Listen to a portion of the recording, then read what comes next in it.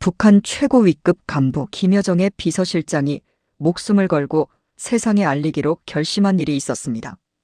그것은 수해로 고통받는 주민들에게 가야 할 지원금이 전혀 다른 곳으로 흘러가고 있었다는 사실이었습니다. 그녀는 그 증거를 손에 쥔 채 누구에게도 말할 수 없는 밤들을 보내야 했습니다. 과연 그녀는 무엇을 보았고 그 문서는 그녀를 어디로 이끌었을까요? 지금부터 그 이야기를 들려드리겠습니다. 지금부터 북한의 비밀 이야기 시작합니다. 저는 김여정 동지의 비서실장이었습니다. 김여정 동지의 모든 공식 석상에 동행하였습니다. 제 이야기를 시작해 보겠습니다. 저는 함흥시 사포구역 성천강이 흐르는 노동자 지구에서 태어났습니다. 어릴 적 저희 집은 넉넉하지 않았습니다. 아버지는 제가 12살 되던 해 공장에서 사고로 돌아가셨고, 그때부터 어머니 혼자 저를 키우셨습니다. 그래도 성천강 다리 밑 국수집에서 어머니가 사주시던 함흥냉면 한 그릇, 그 맛은 지금도 잊히지 않습니다. 명절이 되면 어머니는 없는 형편에도 두부 한 모, 김치 한 포기를 꼭 챙기셨습니다. 겨울이면 연탄 살 돈이 없어 나무를 주우러 산에 오르시던 어머니의 뒷모습이 지금도 눈에 선합니다. 성혜야, 사람은 남한테 손 벌리지 말고 제 힘으로 살아야 한다. 어머니의 그 말씀 하나로 저는 악착같이 공부했습니다.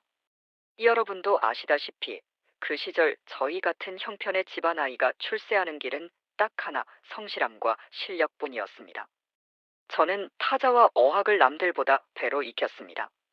밤이면 등잔불 밑에서 손가락이 부르트도록 연습했습니다. 동네 이장님이 다 결정하듯 그 시절엔 개인의 삶도 조직이 정해주는 대로 흘러갔습니다. 그렇게 십수년 지방기관에서 성실히 일한 끝에 40이 넘어서야 평양중앙당 청사로 발탁되는 기회를 얻었습니다.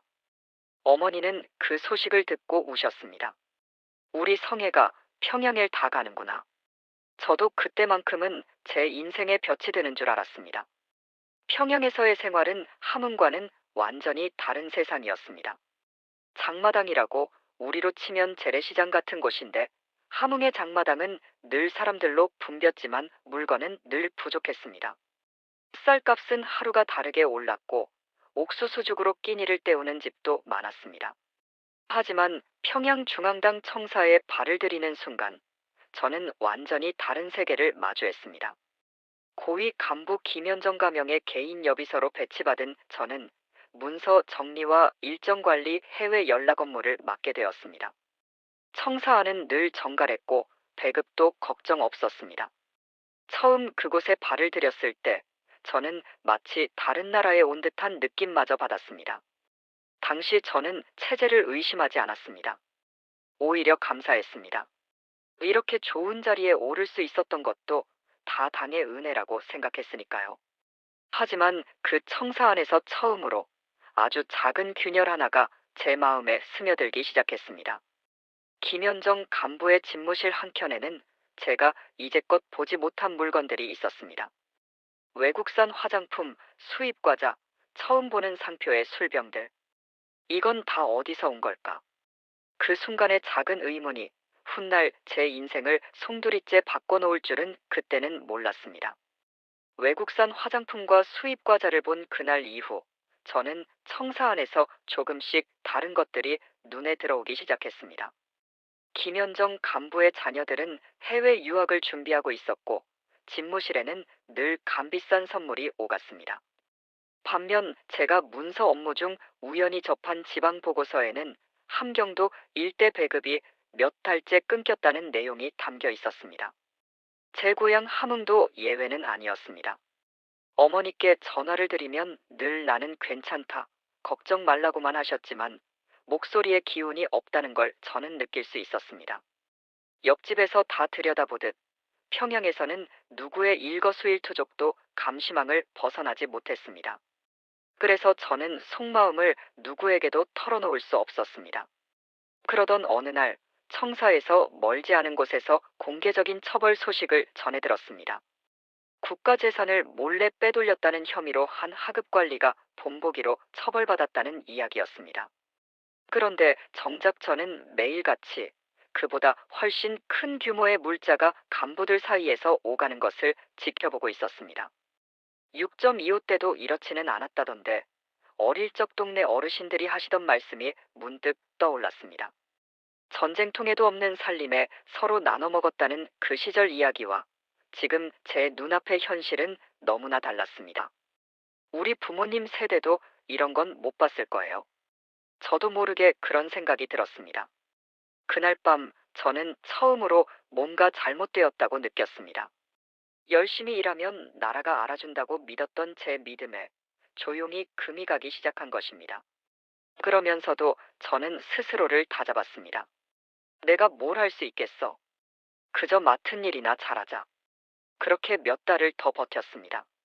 하지만 고향의 늙은 어머니를 생각할 때마다 청사 안의 풍요로움이 자꾸만 마음을 무겁게 짓눌렀습니다. 제가 모시는 분들의 삶과 제 어머니의 삶이 같은 나라 안에 있다는 사실이 도무지 믿기지 않았습니다. 명절이 다가와도 저는 고향에 내려가지 못했습니다. 대신 소포 하나로 마음을 대신했습니다. 어머니께서는 그것만으로도 좋다고 고맙다고 하셨습니다. 하지만 저는 알고 있었습니다. 어머니가 정작 필요로 하는 것은 소포가 아니라 딸이 곁에 있어주는 것이라는 사실을 말입니다. 그해 겨울 저는 오랜만에 며칠 휴가를 얻어 함흥에 다녀왔습니다. 성천강은 여전히 그대로였지만 동네 풍경은 예전보다 훨씬 야위어 있었습니다. 어머니는 몰라보게 마르셨고 손등은 거칠어져 있었습니다. 괜찮다, 성애야. 너는 평양에서 잘 지내니 그거면 됐다. 그 말씀을 듣는 순간 저는 목이 메어 아무 말도 할 수 없었습니다. 평양으로 돌아가는 기차 안에서 저는 처음으로 제가 몸담고 있는 그 화려한 세계가 부끄럽게 느껴졌습니다. 함흥에서 돌아온 뒤 저는 예전처럼 마음 편히 일할 수 없었습니다. 청사안 생활은 여전히 풍족했지만 그럴수록 고향의 어머니 모습이 자꾸만 눈앞에 아른거렸습니다. 그러던 어느 날 저는 지방 출신 동료로부터 충격적인 이야기를 전해 들었습니다. 그녀의 고향 마을에서는 약이 없어 아이가 병을 이기지 못하고 세상을 떠났다는 소식이었습니다. 약 한 알이 하늘의 별 따기였다는 그녀의 말에 저는 가슴이 철렁 내려앉았습니다. 우리 어머니도 언제 그런 처지가 될지 모른다는 생각에 밤잠을 이루지 못하는 날이 늘어갔습니다. 청사에서는 여전히 감시의 눈이 곳곳에 있었습니다. 동료 중 누구도 속마음을 함부로 꺼내지 않았습니다. 자칫 말 한마디 잘못했다가는 협박과 처벌로 이어진다는 것을 모두가 알고 있었기 때문입니다. 그래도 저와 가까이 지내던 청소부 아주머니 한 분은 가끔 몰래 먹을 것을 나눠주시며 이렇게 말씀하시곤 했습니다. 성의 동무 힘들 땐 말이라도 해. 우리끼리는 서로 도와야지. 그 작은 인정이 삭막한 청사 생활 속에서 유일한 위안이었습니다. 시간이 갈수록 저는 제가 몸담은 세계와 고향의 현실 사이에서 점점 더 큰 괴리를 느꼈습니다. IMF 때보다 더 힘들다는 말이 나올 만큼 함경도 지역 사정은 나빠지고 있다는 소문이 청사 안에서도 조용히 돌았습니다. 하지만 정작 위에서는 그런 현실을 외면한 채 해외에서 들여온 물건들로 잔치를 벌이곤 했습니다. 이대로는 안 되겠다.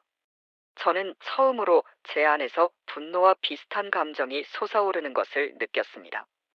그 무렵 어머니는 겨울 감기가 폐렴으로 번져 몸져 누우셨다는 연락을 뒤늦게 받았습니다.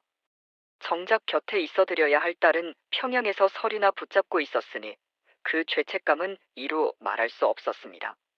저는 어렵게 짬을 내어 약을 구해 고향으로 붙였지만 마음 한켠에는 늘 불안이 자리했습니다. 이러다 어머니 임종도 못 지키는 건 아닐까. 그런 생각이 들 때마다 저는 이 화려한 청사 생활이 다 무슨 소용인가 싶었습니다.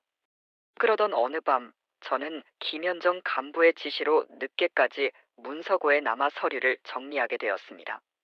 다른 직원들은 모두 퇴근한 뒤라 넓은 문서고에는 저 혼자뿐이었습니다. 형광등 불빛 아래 켜켜이 쌓인 서류를 뒤적이며 저는 평소와 다름없는 야근이라 생각했습니다. 하지만 그날 밤 제 손에 들어온 서류 한 장이 이후 제 인생 전체를 바꿔놓게 될 줄은 그때까지도 전혀 알지 못했습니다. 그날 밤 문서고에서 저는 낯선 외국어가 적힌 서류 한 장을 발견했습니다. 수해 피해 지역에 지급되어야 할 지원금 내역이었는데 실제 집행 기록과 해외 계좌로 송금된 금액이 서로 맞지 않았습니다. 계좌 명의는 낯선 외국 이름이었지만 결제란에는 제가 매일 얼굴을 마주하는 분들의 서명이 선명하게 남아 있었습니다. 손이 떨렸습니다. 제가 문서 정리를 하며 수없이 봐온 보고서들 중에서도 그렇게 명확한 증거는 처음이었습니다. 그 순간 저는 함흥의 수해 피해 소식을 떠올렸습니다. 집을 잃은 이재민들에게 가야 할 돈이 전혀 다른 곳으로 흘러갔다는 사실을 알게 된 것입니다. 며칠 뒤 저는 그 서류에 대해 상부로부터 뜻밖의 지시를 받았습니다. 그 문서는 없던 일로 하라는 것이었습니다. 저는 그 순간 깨달았습니다. 제가 본 것은 실수가 아니라 조직적으로 감춰지고 있는 진실이라는 사실을 말입니다. 자식들만이라도 살려야 한다는 마음으로 하루하루를 버텨온 함경도의 부모들이 떠올랐고 동시에 늙으신 제 어머니 얼굴도 겹쳐졌습니다. 이걸 알고도 모른 척하면 나는 평생 떳떳하지 못할 것이다. 저는 그날 밤을 꼬박 세우며 고민했습니다. 죽을 각오로 결심했습니다. 이 진실을 세상에 알리기 위해서는 이곳을 떠나는 수밖에 없다는 것을요. 저는 조용히 정보를 모으기 시작했습니다. 국경을 넘는 방법, 필요한 경비, 믿을 수 있다고 알려진 안내인의 존재까지 아주 조심스럽게 하나씩 알아나갔습니다. 발각되면 저뿐 아니라 어머니까지 위험해질 수 있다는 사실이 가장 두려웠습니다. 그래서 저는 어머니께 차마 말씀드릴 수 없었습니다. 마지막으로 함흥에 내려간 날, 저는 어머니 손을 꼭 붙잡고 오래도록 놓지 못했습니다. 성혜야, 무슨 일 있니? 어머니의 물음에 저는 그저 웃으며 고개를 저었습니다. 고향집 마당을 마지막으로 눈에 담으며 저는 속으로 몇 번이고 되뇌었습니다. 어머니, 죄송합니다. 하지만 이 길밖에 없습니다. 그렇게 저는 평양으로 돌아가는 기차에 몸을 실었습니다. 기차 창밖으로 지나가는 익숙한 산천을 바라보며 저는 그동안 살아온 44해의 세월을 되짚어 보았습니다. 어려운 형편 속에서도 성실히 살면 언젠가 보답받을 것이라 믿었던 젊은 날의 저와 지금 모든 것을 등지고 떠나려는 저 자신이 낯설게 느껴졌습니다. 하지만 한 가지는 분명했습니다. 이대로 평생 진실을 외면한 채 살아갈 수는 없다는 것이었습니다. 평양에 도착한 저는 마지막으로 필요한 준비를 서둘러 마쳤습니다. 이제 남은 것은 목숨을 건 그 순간뿐이었습니다. 드디어 그날이 왔습니다. 저는 며칠간의 휴가를 핑계로 함경북도 국경 지역으로 향했습니다. 안내인과 약속한 장소에 도착했을 때 이미 해는 저물고 있었습니다. 두만강변에 서서 강 건너 어둠을 바라보는데 심장이 터질 듯이 뛰었습니다. 40 넘은 나이에 젊지 않은 몸으로 이 강을 건널 수 있을까 하는 두려움이 밀려왔습니다. 그러나 이제 와서 돌이킬 수는 없었습니다. 안내인이 나지막이 말했습니다. 지금부터는 소리내지 말고 제가 하라는 대로만 하십시오. 밤 12시가 넘은 시각 강물은 살을 애는 듯 차가웠습니다. 저는 옷보따리를 머리 위로 들어올린 채 한 걸음씩 강을 건너기 시작했습니다. 발밑에 돌부리에 몇 번이나 미끄러질 뻔했지만 이를 악물고 버텼습니다. 순찰대의 손전등 불빛이 저 멀리서 스쳐 지나갈 때마다 저는 숨조차 제대로 쉬지 못한 채 몸을 낮췄습니다. 여기서 발각되면 모든 게 끝이다. 그 생각만이 머릿속을 가득 채웠습니다. 강 중간쯤 이르렀을 때 갑자기 물살이 거세지면서 몸이 휘청였습니다.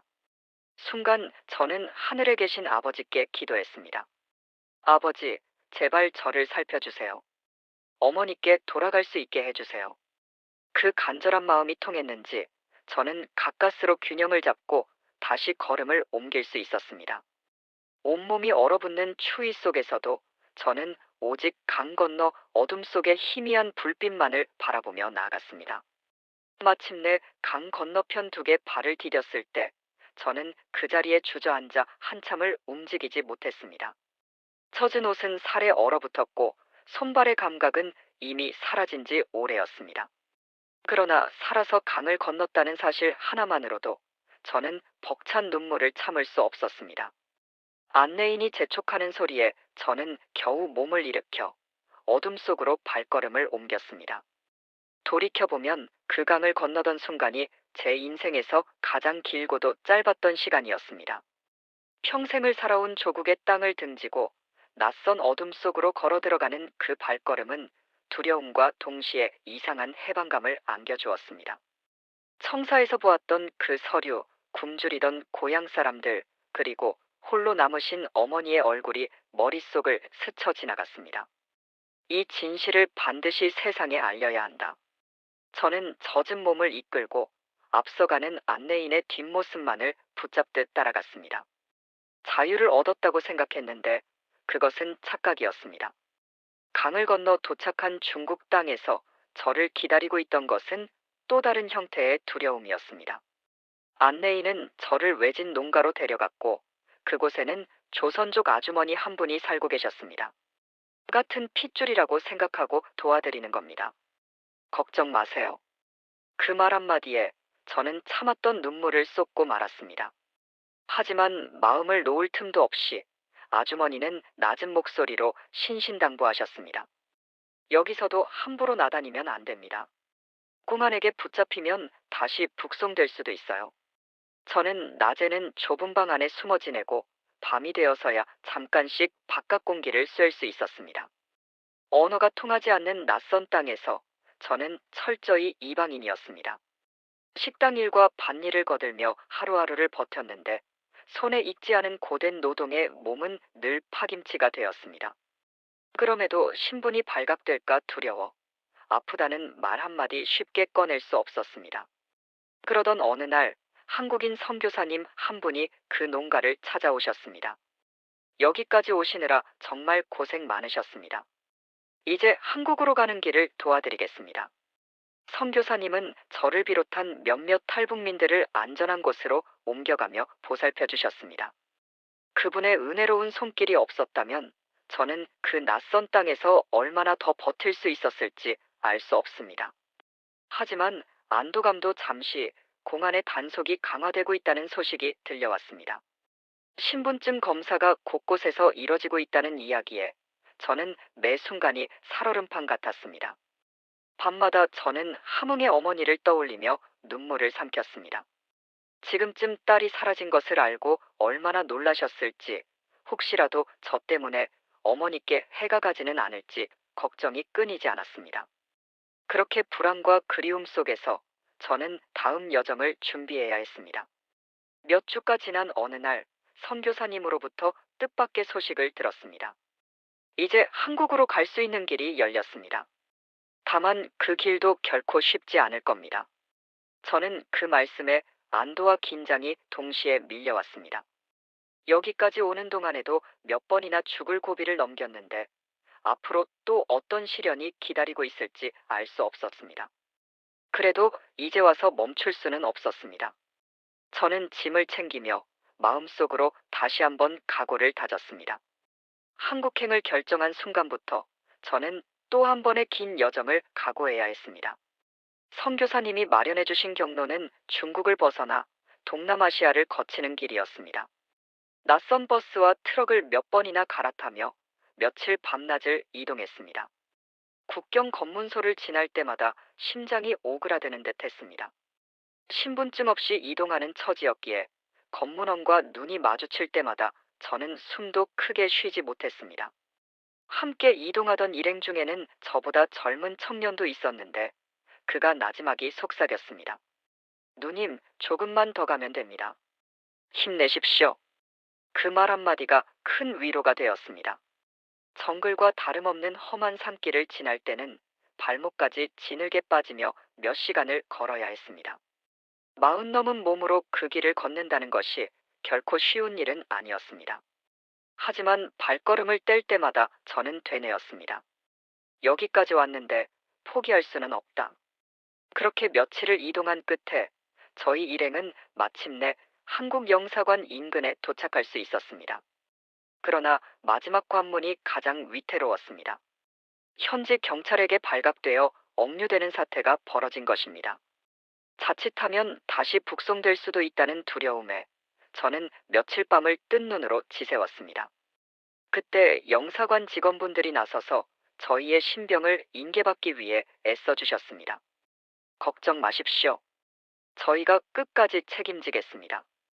그 한마디에 저는 참았던 울음을 터뜨리고 말았습니다. 며칠간의 조사와 확인 절차를 거친 끝에 저는 마침내 한국행 비행기에 오를 수 있었습니다. 창밖으로 낯선 하늘을 내려다보며 저는 그동안의 여정이 마치 꿈만 같았습니다. 살아서 이곳까지 왔다는 사실이 그제야 조금씩 실감나기 시작했습니다. 비행기 안에서 저는 눈을 감고 지난 몇 달간의 일들을 하나하나 되짚어 보았습니다. 청사의 문서고에서 그 서류를 발견하던 순간 두만강의 차가운 물살, 낯선 땅에서 숨죽이며 지내던 밤들, 그 모든 순간이 마치 다른 사람의 인생처럼 아득하게 느껴졌습니다. 그리고 그 모든 여정의 끝에는 언제나 어머니의 얼굴이 있었습니다. 어머니, 제가 살아서 자유의 땅에 도착합니다. 저는 마음속으로 조용히 그렇게 되뇌었습니다. 처음 한국 땅을 밟았을 때 저는 그 자리에 서서 한참을 움직이지 못했습니다. 공항을 가득 채운 불빛과 사람들, 그리고 자유롭게 오가는 발걸음들을 보며 저는 이곳이 정말 제가 그토록 꿈꾸던 자유의 땅이라는 것을 실감했습니다. 하나원에서의 생활은 낯설고도 신기한 것들의 연속이었습니다. 24시간 편의점이 문을 열어놓고 있다는 사실, 마트에 물건이 넘쳐나는 걸 보고 저는 한참을 멍하니 서 있었습니다. 이렇게 많은데 왜 우리는 그토록 부족했을까?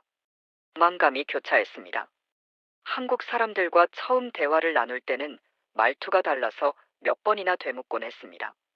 억양도 쓰는 단어도 낯설었지만 그래도 같은 민족이니까 마음만은 금세 통했습니다. 하나원 선생님들과 먼저 정착한 탈북민 언니, 동생들의 도움으로 저는 조금씩 이곳 생활에 적응해 나갔습니다. 처음 받은 월급으로 어머니께 드릴 옷 한 벌을 샀던 그날, 저는 혼자 방 안에서 한참을 울었습니다. 정작 붙여드릴 방법이 없다는 사실이 그 어떤 서러움보다 컸습니다. 지금도 저는 북에 둔 어머니가 보고 싶습니다. 잘 지내고 계신지, 딸이 떠난 뒤 얼마나 힘드셨을지 생각하면 가슴이 미어집니다. 그럼에도 저는 이 자유로운 삶 속에서 제가 목격한 진실을 세상에 알리는 것이 어머니와 고향 사람들을 위해 제가 할 수 있는 유일한 일이라고 믿습니다. 여러분도 아시다시피 우리는 원래 하나였던 민족입니다. 우리 세대에는 통일을 이루어 헤어진 가족들이 다시 만날 수 있기를 저는 진심으로 소망합니다. 지난 몇 년간 저는 낯선 땅에서 새로운 삶의 뿌리를 내리며 살아왔습니다. 여전히 그리움과 죄책감이 마음 한켠에 남아있지만 그럴 때마다 저는 스스로에게 말합니다. 내가 살아남았기에 진실을 전할 수 있다. 이 이야기를 들어주셔서 진심으로 감사드립니다. 그리고 언젠가 어머니와 다시 만날 그날을 기다리며 살아가겠습니다. 성천강변에서 함흥냉면을 사주시던 어머니의 모습, 명절이면 없는 형편에도 두부 한 모 챙기시던 그 손길을 저는 하루도 잊은 적이 없습니다. 자유로운 이 땅에서 제가 누리는 모든 것들이 어머니께는 여전히 먼 이야기라는 사실이 늘 마음을 무겁게 합니다. 그래도 저는 희망을 놓지 않습니다. 언젠가 이 분단의 아픔이 끝나고 저처럼 가족과 생이별한 모든 이들이 다시 만나는 날이 오리라 믿습니다. 그날까지 저는 이곳에서 제가 할 수 있는 일을 다하며 살아가겠습니다.